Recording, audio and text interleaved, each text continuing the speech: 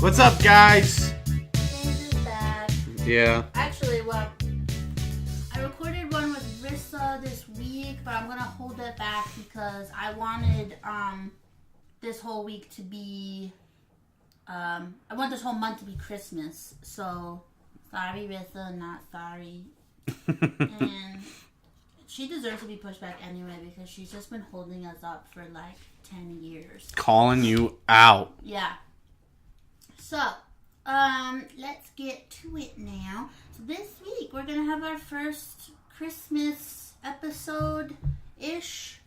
Yeah. And we're gonna review, I think we'll probably review a movie. I thought maybe we'd do like a fun, like, what's this song? And we'll play like a couple seconds of a song and see if you can guess it.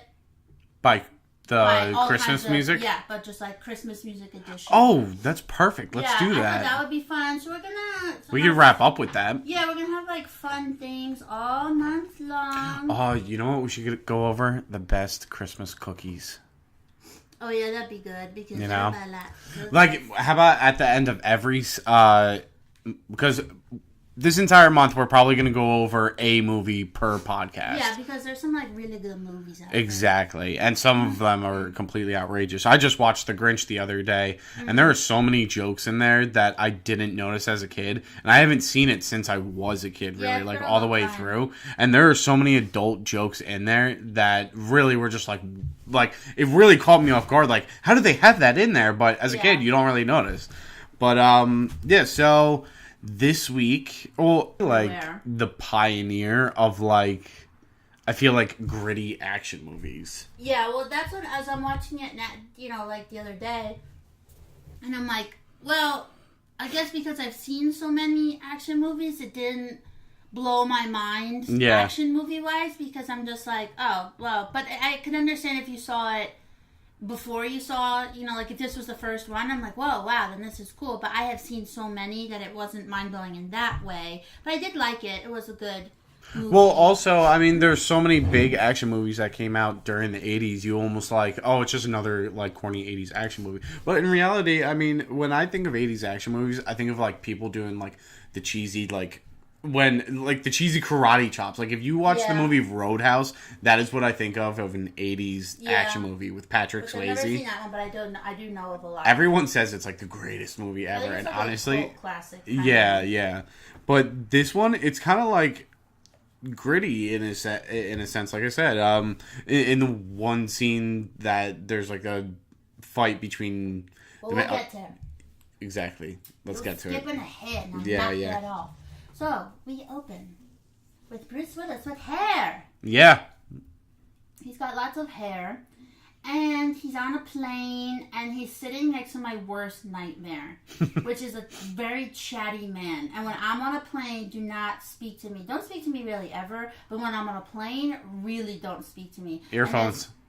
Huh? Put your earphones on. Oh, I thought you were talking like, I have earphones on now. Yeah, but that's actually happened to me even with earphones, and somebody kept trying to talk to me. It was awful. Oh God.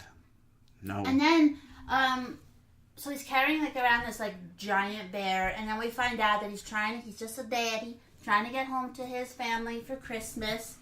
And, and before I started, this is a Christmas movie. I knew that this was like a debate. I've seen it on Facebook a lot. People debating Thank you. this. This is a Christmas movie. I've seen it for the first time. Had no sway each way. I didn't even know what you thought it was. If you It's a thought it Christmas was. movie. Yeah, It's definitely a 100% Christmas movie. because it's Christmas from the moment it starts to the moment it ends. It's like Yeah. throughout the whole movie. There's Christmas is just like a underlying Factor thing. in throughout the entire It's thing. definitely a Christmas movie. Now I can fight people who say it's not. So then, and then I don't know if this was a thing that you know because you've seen it 1,000 times. What is with the filming people from behind? Like, there's the one guy, like his wife, or his estranged wife. She's walking, but it's just filming her from behind. She's talking, but it's with like a lot of people. It's like the first couple of scenes in the movie, and I'm like, what is with... And it's like everybody who comes on the screen, besides Bruce Willis, they're walking and talking away from you. The camera's following them. Yeah. But And then they walking turn around away. and then their face appears or something. No, but like then the one guy finally turns around and he sits at his desk, which is kind of far away, so you can't really see his face. So I'm like, I didn't know if that was something. I don't know. It's just a way of like a way of cinematography. So then we see. So Bruce Willis's name is John, and he shows up at his John McClane. Yeah. So he Get it right. He shows up at his wife's work. And at this point, we don't know really that they're estranged. Yeah, Because, not really. Well, you see her, and she says something like, well, did he call before he got on the plane or when he landed? And they're like, nope, no call. So then she has a picture of them, and she pushes it down. Yeah. So it's like, oh, she's really mad at him. Mm-hmm. She's got a really good job. He's just like a New York cop. She's got a fancy job. She's got like a nice office. I don't exactly know what that office was for, what company. The Nakatomi Plaza. Yeah, but what was like their business? What was the... They were... what was it? I'm trying to think of the word. Like engineering, and it was also... Well, they were also... Making a lot of money. Yeah. It was, Wow, why am I having such a brain fart right now? I don't know. Tell your brain to stop farting. It was like architecture. Not architecture. Yeah, no, architecture. Because they were building like parks into... Oh, like, is that what it was? I just knew that they all had... Or sky bridges. That's what it was. So, we find out that she takes back her maiden name, which John is not happy about. But he also looks like, I get it. Like, I'm an idiot. You should have called when your plane landed. And then we cut to a very fancy holiday party going on. With, like, straight up orchestra music playing. Now, not just like Burl Ives singing Holly Jolly Christmas. It's like... No, they have, they have a guy orchestrating the entire deal. And then, the next part of my notes. So John is just kind of like walking around. He's trying to find Holly, and she's nowhere to be found. Mm-hmm. And then we meet the guy with the beard. Do we ever learn his name? The cocaine guy. He's literally snorting cocaine. John is a cop, and then John pretty much catches him snorting cocaine, and then he just keeps like sniffling. Oh, and of course, rubbing his nose. It's like the clearest sign. You are not hiding that you just smoke cocaine. That you just snorted cocaine in front of a cop. No, not at all. Clearly, it was just it doesn't matter. Yeah, in my notes, I said, can already tell the guy with the beard is a jerk. I hope he dies. Yeah. Oh, his name's Harry. Yeah, hated him, and I said, not hiding his cocaine at all. And he turns out to be such a fucking weasel too. He was always. That's why I hated him from the moment we first see him, because that's what I wrote in my notes. Well, because he's trying to make moves in on Miss McClane. Holly, she has a name. Exactly. I know. I'm just. Never mind. Keep going. So all of a sudden, Holly sees John, and suddenly she ain't so mad anymore. Mm-hmm. Then she's like, "Oh, the kids miss you," and she's like, and she asked him to stay at the house, because at first he was going to stay with a friend. Yeah. And she asked, that's where you kind of get all the details on their marriage, is them kind of talking through it back and forth. Yeah. So then we find she's not really mad, and I think the tank top he was wearing might have got her. Yeah. Just to show some bicep. Mm-hmm. So then I'm on Team Holly, because then he starts getting into her about her working. I guess maybe she wasn't always a working woman. Yeah. And he kind of they were being nice with each other, and then all of a sudden he starts laying into her about her having this really good job, and he doesn't want her really to have it. Wants her to kind of be in the kitchen, but she wants more. She wants a better life for herself. So I'm on Team Holly for that part. And then about 10 minutes in, here we go. This is where the shit gets real. Yeah. And then, hold on. Let's introduce the bad guy and how he and his amazing entrance with all of his goons into this place. So I say a truck pulls up, a little truck. Yeah. And they lift up on the door, and all of a sudden I say, truck full of white men. Honestly, what's scarier these days? So we find Snape, who is kind of unrecognizable. Yeah. Alan Rickman. He's young, though. Yeah, I mean, he's like... so young. Yeah. He's so weird. But he still has that voice, which we'll get into later. Still has the voice. Yeah. He still has that voice, but he's got a little bit of a German accent. I said all villains really should be German. Really. They're the best. They're the best. Sounds so evil. Oh, and he has the greatest name, too. Hans Gruber. Oh, yeah. I almost forgot his name. So they walk right into the party, guns a-blazing. But they're not shooting anybody yet. They're just, like, firing into the air as all the little rich white people hide. And then John and his wife are in this room, and... Oh, no, did she leave? Yeah, she leaves and goes out back to the party. Yeah, he just leaves her. Like, she's kind of out in the hallway, and the guys are running around with their guns. He just leaves her and was like, okay, I can't get her right now, so I'm going to go run. And then I find out, which we just said this in the Hocus Pocus episode, people were running around without their shoes on. Because John doesn't put on his shoes, so he just running, and I'm like, that has to hurt his feet. I feel like that's what really puts, like, the extra, like, little, like, cherry on top with this movie. It's not a guy running around with, like, combat gear or anything. He's running around in slacks and a wife beater. Yeah. Yeah. So he's just like, bah-ho, and he leaves his wife. And he runs up to, I think, the top floor.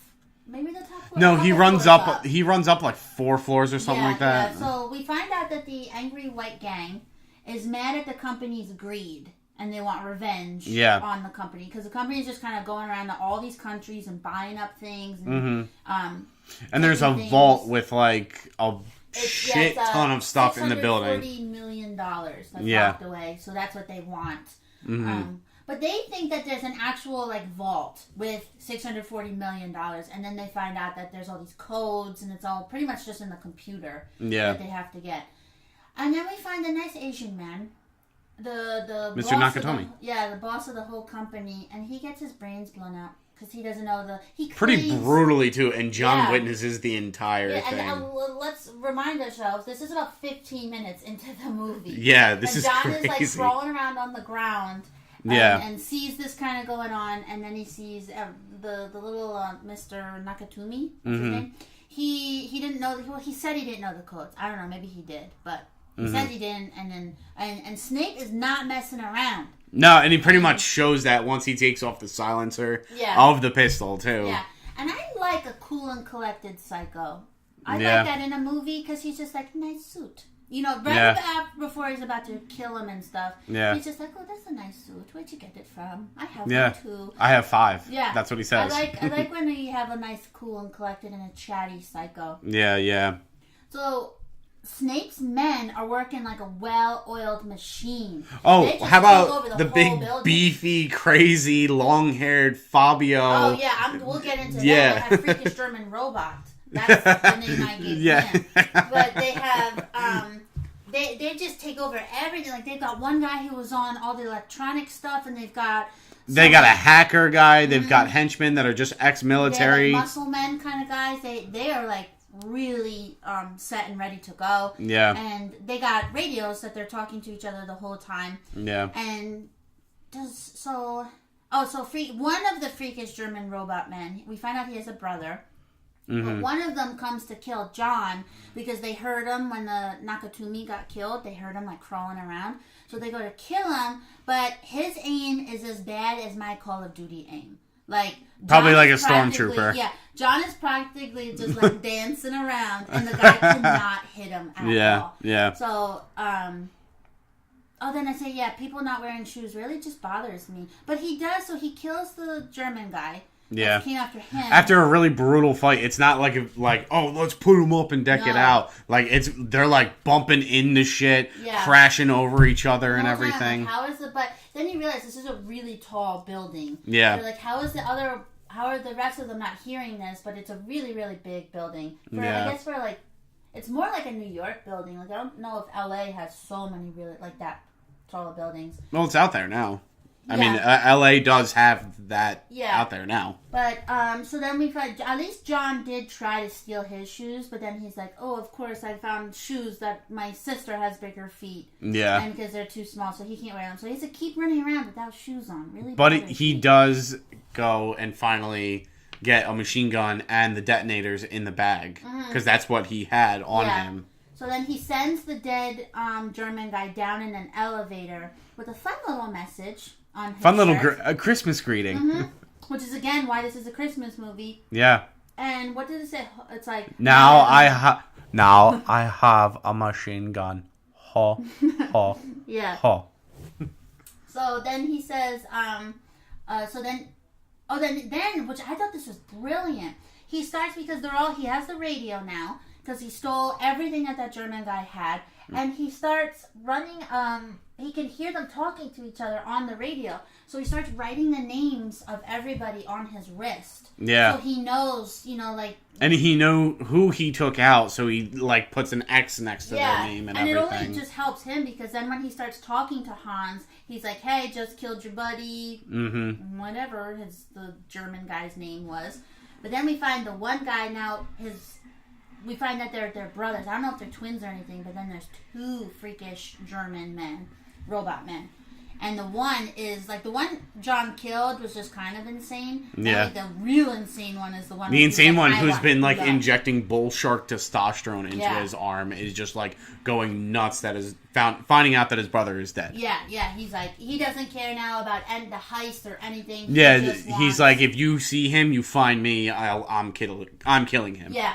So John is he's just riding in the elevators. He's in the shafts of the ceilings. Yeah, he's going through the vents everywhere. Yeah, so he's in an elevator shaft, and it was the most out of the whole movie. This part gave me such anxiety. He's on the top of the elevator, and it's going fast. And he just, somehow knew that it was going to stop with enough space for him to still be on top of the elevator and not squish him. I'm like, because it's going up really fast. And I'm like, get in the elevator. Just jump. And he just stays on it. I'm like, how do you know there's going to be a gap on the top of that? Yeah. And then, so we cut to the prisoners. And for some reason, they're really calm. Yeah. They're all just chatting, and they're like, I wish we can get out of here soon, Well, that's how Harry is, and he's just sitting there still blowing key bumps. Holly is kind of calm. She's not really... Well, I feel in a sense, she's almost collected, and that's why she is John McClane's wife. Yeah. Because she knows what's going to happen. Because even though when the one guy starts getting angry and starts flipping out and everything... She goes, he's still alive. And she says, nobody could make anybody as angry as John did. Yeah. So she knew that he was still alive. Well, and she's this whole time, because she knows if they tell her, if she tells them or they find out that she's his wife, then that's bad news. But at this point in time, they still don't know that John is who he is. They know he's there, but they don't know that he's John McClane. Yeah. So he takes the radio, and he goes up back to his higher floor where he originally was in the beginning, and he starts using the radio to call on this emergency station. But then they can hear him. The Germans can hear him the whole time. So John, you were so smart, and how did you not know that they can hear you the whole time? So he starts. Yeah, you're a cop, man. You're supposed to know this. So he starts calling this emergency thing, and they're like, "You're making a prank. This isn't real." Yeah. And he's like, "Are you?" He goes, "Why would I be making a prank?" He's like, "At least come over and check it out." And they're like, "What do I sound like, Letty? I'm not ordering a pizza." Yeah, and they're like, "No." Yeah. And then so they send over the dad from Family Matters. Yeah, one cop. This guy is telling you that even if he's telling there's terrorists taking over an entire building of hostages, and they send one cop who you disturbed him from buying a million Twinkies. That's the cop you're sending. Yeah, seriously. Are you kidding In this day and age, though, if you were at the top of a skyscraper saying there were terrorists in there, they were trying to get in, there would be SWAT everywhere. I just can't believe that. He's telling you, screaming on the thing that there's terrorists in this building, and they just send one cop. Not even a partner, just one cop. And just a little swing through, and he's walking in whistling like nothing is happening. He does like a quick loop, and he doesn't see anything, because the Germans obviously are pretending to be Americans. Like there's they got the whole thing. They have a German dressed up as the lobby, like, security guard who opens up the door for the cop with a Texas accent. Yeah. So they hear, so obviously they're listening to John on the radio the whole time, so they know, they send up couple more goons up there, and they, again, multiple chances to shoot John, and they're terrible at aiming, so nobody can get him, and, which I noticed, John's tank top keeps getting more and more dirty as the movie goes on. Yeah. Like, it starts out white, and by the end of the movie, it's just dark brown. It's black. It's like chocolate, yeah. So, John goes into the vents, and, like, I hope you don't have claustrophobia. That was a tiny little vent. Yeah. And he's in the vents running away from the German freakish robots. But he keeps his humor throughout the whole movie. Like, even in the like, throughout the entire movie. He's pretty collected, and he knows what he could do. It's almost like an Indiana Jones type, I actually a very Indiana Jones type character. Because I know, like, they say, like, Indiana Jones isn't your typical, like, almost like Superman can just do whatever he wants and kill everybody. No one's a chance against him. But, like, Indiana Jones is, like, he gets punched, and he really gets punched, and he falls down, but he somehow gets back up. Like, it's not as refined, which I think he seems to be this way, too. I mean, he's not the best at what he's doing, but he's getting the job done. Yeah. And then, so the useless cop is downstairs just being more incredibly useless. Yeah. And he's just walking, and then he actually walks in, nothing happens. Walks back out, and then this is when he gets in his car, and John McClane takes one of the dead bodies from the Germans and throws it out the window of the skyscraper, and it lands on his car. And after that, he, like, puts it in full reverse, guns it back, falls in, like, I don't even know what it is, like a drainage, like dip or something like that. Yeah, it's like all of a sudden it's like a moat or something that he falls in. He just starts screaming. He's like, we need back up, back up, back up. Yeah. But then, so then the cops come and everything, and this is where, I mean... Well, then John is running around, so he goes back to the room where Nakatomi was killed. Nakatomi. And then, so he dies. So he goes back to that room, and then because the guys are chasing him, I think it's like 2 or 3 guys are chasing him. 2 guys. Yeah. So again, John almost dies, but every action movie needs the villain to have some nonsense speech before he kills him, and then that in turn gets him self-killed. So he's like, oh, John McClane, I'm going to be the one to kill you, and he keeps talking, and then John ends up killing him. It's like, you idiot. By shooting through the table. Yeah, and shoots up at him because the guy's standing on top of him. Oh, and then that's when he gets his body thrown out the window. Yes. Okay, so then we skipped. Yeah, so... Sorry. So then all of a sudden, then the cops really show up, and then it's the principal from the Breakfast Club. Yeah. But he makes an appearance, but he's exactly the same jerk that he is. Yeah, he is the same character. Yeah, like he's not listening at all, and the useless cop is now actually being useful. Yeah. And he's the only one that's talking to John on the radio. Who's going by the name as Roy for some reason. Oh, well, but just in case... For his wife. Yeah. They didn't want anyone to know that Holly was his wife, because then they can use her against him. Yeah. So the stupid principal from the Breakfast Club, he sends in the troops, even though John is like, don't do that. You don't know that how smart these guys are. It goes horribly wrong, exactly as John said. And everybody just gets lit up. Yeah, like everything just explodes in their face. So then John has to do what he's got to do, and he finds a bunch of... What's it, C4? Yeah, a bunch of detonators. Yeah, and he ties it around a computer and then drops it down an elevator shaft. And then the entire floor of the one building just explodes. Yeah, it just goes out completely. So then the principal of the Breakfast Club is like, I don't know his name. We're just going to refer to him as that. Yeah.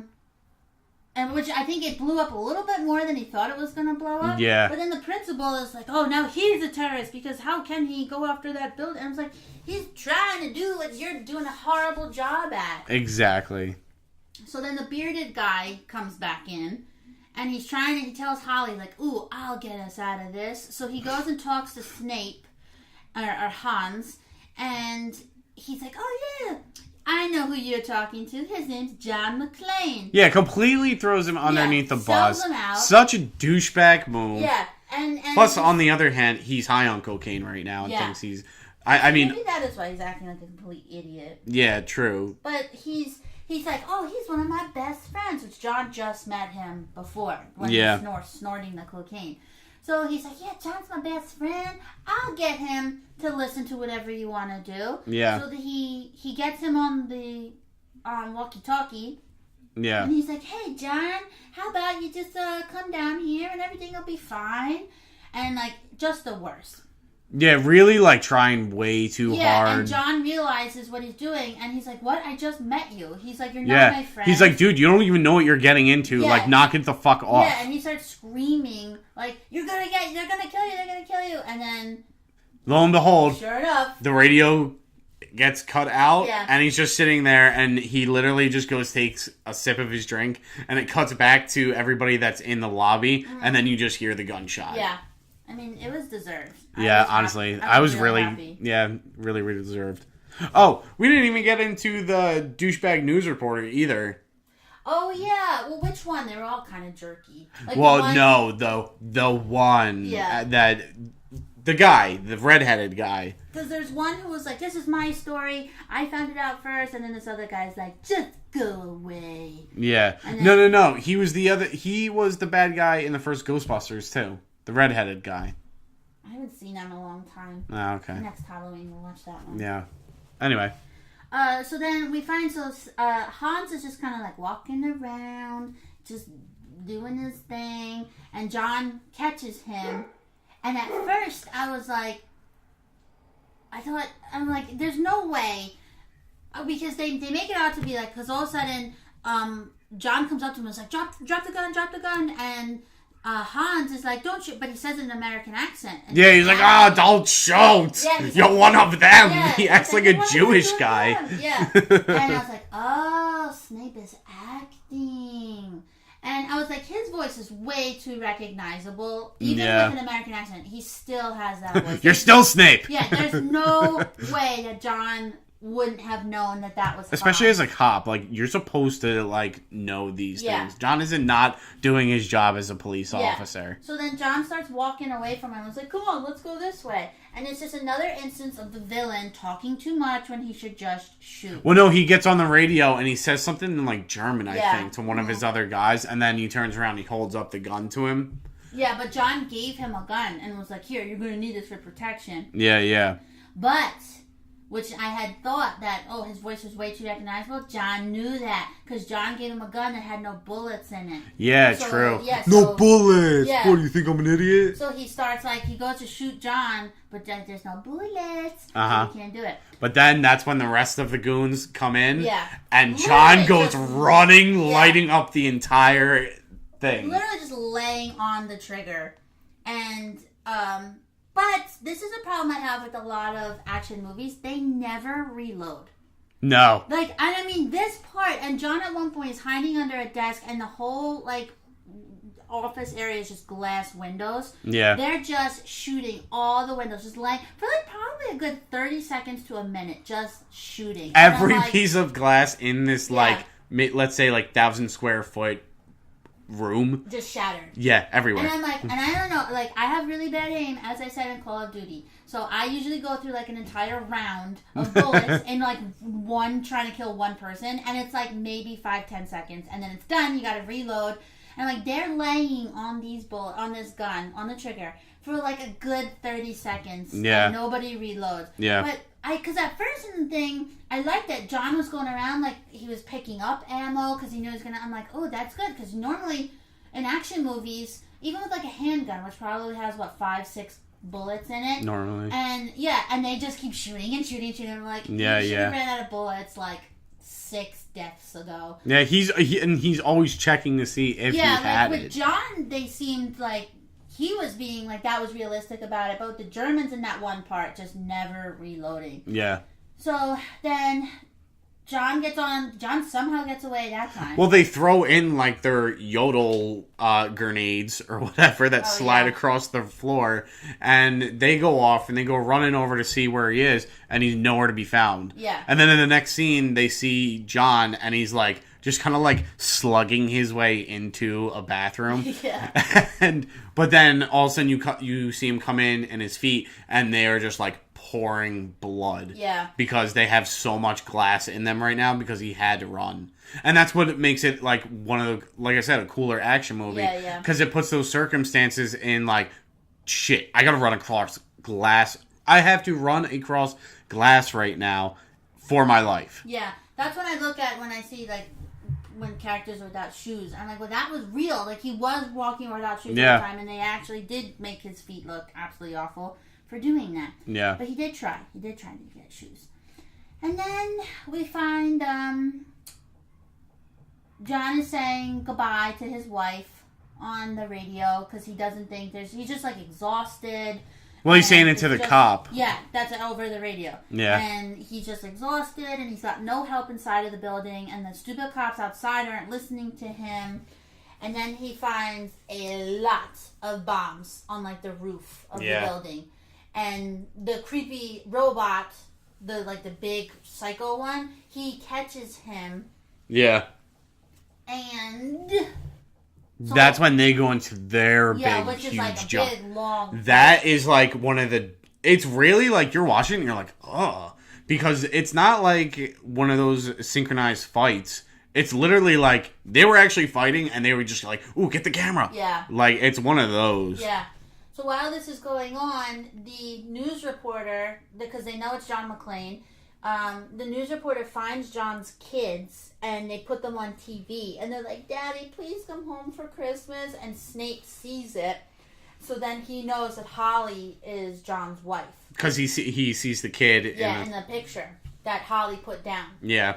And so John then goes back to John. He kills the robot.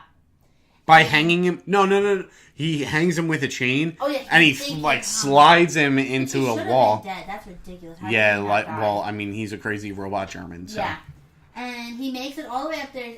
So they move all the hostages up to the roof because the cops are starting to kind of come in. Yeah. They make it so John makes it up to all of them, but then Holly's not there.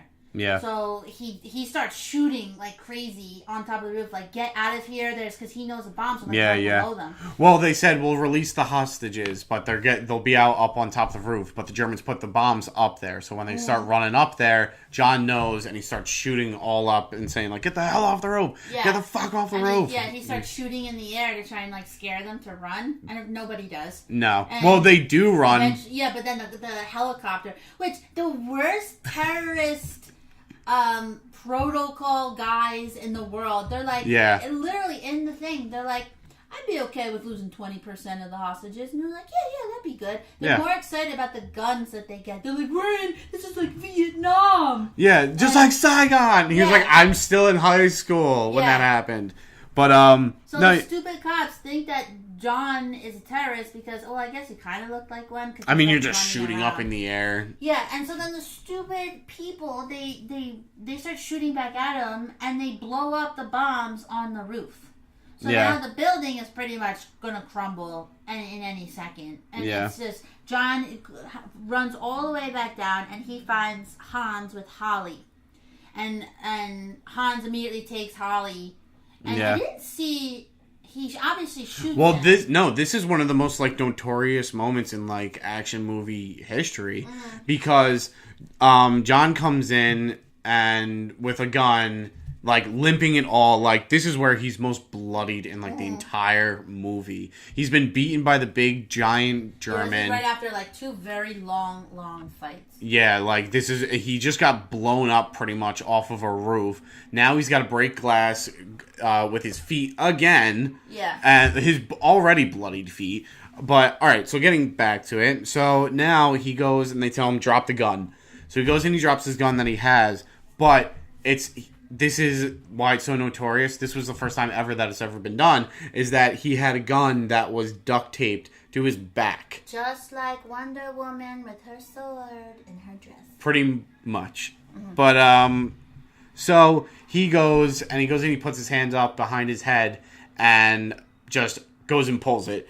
He goes, shoots Hans, and then he goes and he shoots the other henchman that's right next to him. And then don't they fall out the window? Well, Hans goes and he falls out the window. Oh, and it's like a really high drop. Yeah, he's probably like, I don't know, 60 stories up. Like a good minute of just falling. Yeah, but he's up there and he goes and he holds on to Holly's hand. Yeah. And he's holding on to like her watch or something like that. Then he was gonna, because then he goes to take the gun. Yeah. And then he starts falling. Yeah. Then, well, no, they get the watch off in time, and then that's when they have the notorious fall of him, like. Yeah. No. Yeah. So he goes and falls, and you don't see him fall. Well, you see him fall the entire way down, but you don't see him smack. No. So then John pretty much saves the day, and that's it. Yeah. Well, no, he comes down, and they have the reunion of him and Holly. Oh, and yeah. Then, oh, how could I forget the guy who was choked and thrown against the wall with a chain link rope. He somehow, all of a sudden, they're like hugging, they're like, oh, the day is saved. He somehow comes out looking like a zombie. And goes to shoot John and the useless cop who started to get better. He Well, the reason he never shot his weapon was because he accidentally killed a kid because the kid was running. It was dark and he had a toy gun. Yeah. So. Yeah. So then he finally. That's why he's never shot a gun since then. So everybody ducks and then he has his moment. And he shoots the crazy blonde German. So that's Die Hard. It's a lot. And I did like it. Yeah, I really think it's like one of the best action movies ever. But I don't understand why people don't think it's I don't know, maybe because it's a Christmas movie, but I think you can have a Christmas action movie. Yeah, why not? You could have they have Christmas horror movies. Look at that movie Krampus. How do you say it? Krampus. Okay. Yeah. That's, if you don't know, it's in like a German tale, but that they tell children, but it's like if you're bad, then instead of Santa, Krampus will come and steal you and kill you. And so it's a little terrifying, but they made like a horror movie about it. So. It's like a cult comedy horror movie though. Yeah. I watched it. It's funny. Oh, yeah? Yeah. I never seen because I thought it was a horror movie, so I'm like, nope, can't watch that. Yeah. But this is definitely... And then as the credits are rolling, there's a Christmas song playing. Yeah. I don't understand what the argument is. Oh, what about the limo driver, too? He's in the entire basement while all of this was happening, and he was just listening to Christmas music in the limo, waiting for John to come back. Yeah, well, he was on the phone, he was drinking and eating. Yeah. John is, yelling to him, and he's not listening at all. No, I think it's definitely a Christmas movie. Yeah. But now I've joined the ranks of everyone pretty much else in the world and have seen Die Hard. It is definitely. So are the rest of them around Christmas time as well? The second one is around Christmas time, a year later. And then the third one is not around Christmas time. How many are there? There are 5. Oh, but wow. The 5th one is kind of dumb. Yeah. The 4th one is pretty good. It's got Justin Long in it, though. Mm-hmm. And I know you don't like him. I don't hate him as much as Jesse Eisenberg. Yeah. So he's very low on the list, and then Justin Long's okay. Yeah. He just kind of looks like a frog. Yeah, he definitely does. Yeah. There are some people where it's like if they were an animal, you would definitely put them to that. That is him. Yeah, he's a frog. Yeah. So next week... Well, no, we're doing our little fun game, aren't we? Oh, no, I didn't. I wasn't prepared. I thought you had one. No, you just told me before. You're like, ooh, we'll do a game every week. And I'm like, I wasn't prepared. I don't have no game. Man. Next week I'll have a game, but I don't have one this week. Alright, whatever. So, next week, what movie should we do next week? Oh, we should do...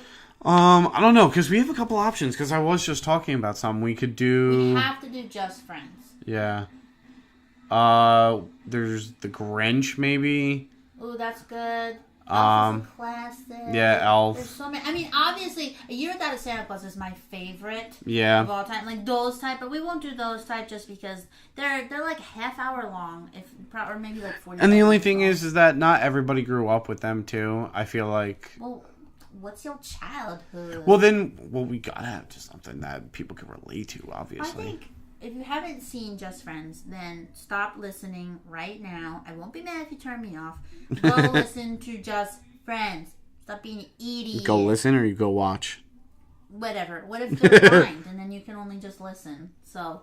Yeah, very true. Maybe we have blind people listening to us. Yeah, I guess so. Know. Don't disrespect the blind. I ain't. Okay. We hope you have a lovely week. And welcome to the holiday season. Yahoo! Merry Christmas or whatever you celebrate. Yahoo! Bye.